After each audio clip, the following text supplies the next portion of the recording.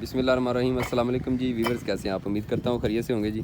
अल्लाह के फजल और करम के साथ आज एक नई वीडियो शुरू करते हैं दोस्तों। आज जो है ईंटें आपको दिखाएंगे, जो अव्वल ईंट होती है 1 नंबर और 2 ईंट, और इनकी जो पहचान है वो आपके साथ शेयर करेंगे। और आज भाई हमारे साथ मौजूद हैं, एक स्पेशलिस्ट हैं ईंटों के, और इनका काम है यही किंदे को बनाई और बरले को। अच्छा, तो उन्होंने गलबात करने ईंटा की पहचान वगैरह दसणगे कि खालिद इट की पहचान है। तो इस वक्त इट का जो रेट की चल रहा है, जिस तारीख है तकरीबन 11 तारीख दोस्तों 6वां महीना 2022।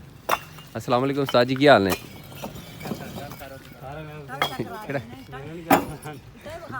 इट का की रेट चलता पाया उस्ताद? 6000 रुपये। अच्छा, इट की मैंने पहचान दसी, खालिद इट की पहचान है, क्यों पता चलता भी इट अव्वल है? ये रंग तो पता चलता है या इन्हू खड़काना पता चलता है? अच्छा, आवाज़ दसेगी इन्हू जो खड़काओगे तुसी टच करोगे तो ठीक हो गया। जी दूसरी 2 इट होंदी उनकी की पहचान होंदी? अच्छा ठीक, आ कच्ची जिमें इस तरह की ठीक हो गया।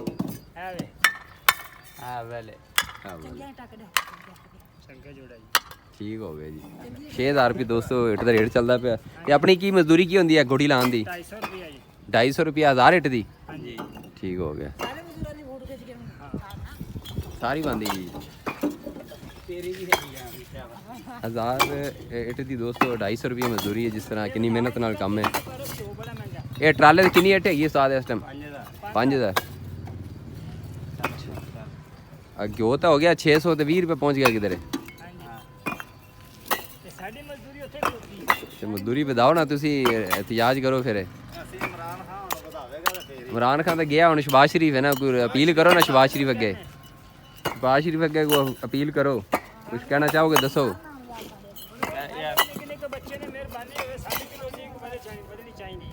अच्छा जी, भाई और मुतालबा है जनाब कि साड़ी जी मजदूरी कम है वधाई जाए, क्योंकि 250 रुपये की मजदूरी है इट की। तो जी इटा उत्थे कढ़दे उत्थे की मजदूरी होंगी थोड़ी? 600 रुपया 1000 इट की कढ़न की। ठीक हो गया। ये इट्टां जुड़दियां ने जनाब तजर्बे नाल, ते हत्थ थोड़े छिले नहीं जाते ते छोले वगैरह नहीं बनते ते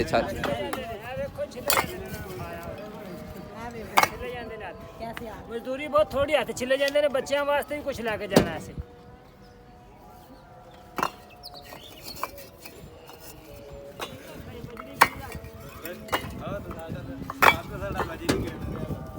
इट्टां जुड़ी जाते हैं भाई होरी जनाब।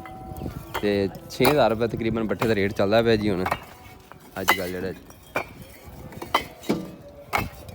कोयटे के बारे तुम जनाब मालूमात लेना चाहते जे, तो ये बट्ठा है अपना बुले फ्याज का बट्ठा, अपना फोटाबाज के पाकिस्तान का लास्ट शहर है, आखिरी तहसील। तो उत्थे बट्ठा है जनाब, उस बट्ठे की इट जो वीडियो तुम दिखा रहे हैं। ट्राला है जनाब, आ ट्रैक्टर अगे 260 ट्रैक्टर जोड़िया भाई उन्होंने, तो ट्रैक्टर तो लैके आंदियां ने ट्राले की इट्टां।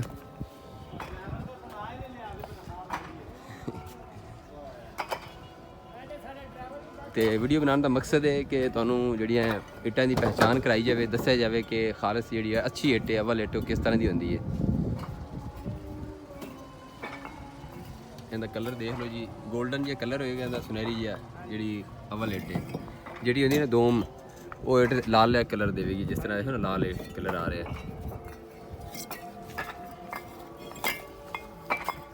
घोड़ियाँ लगती पियां इट्टां दियां।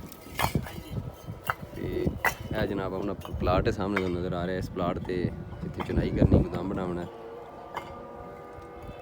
तो यह ट्राले के ड्राइवर बैठे ने जो तुहानू सामने नज़र आ रहे हैं बजरी के उत्ते।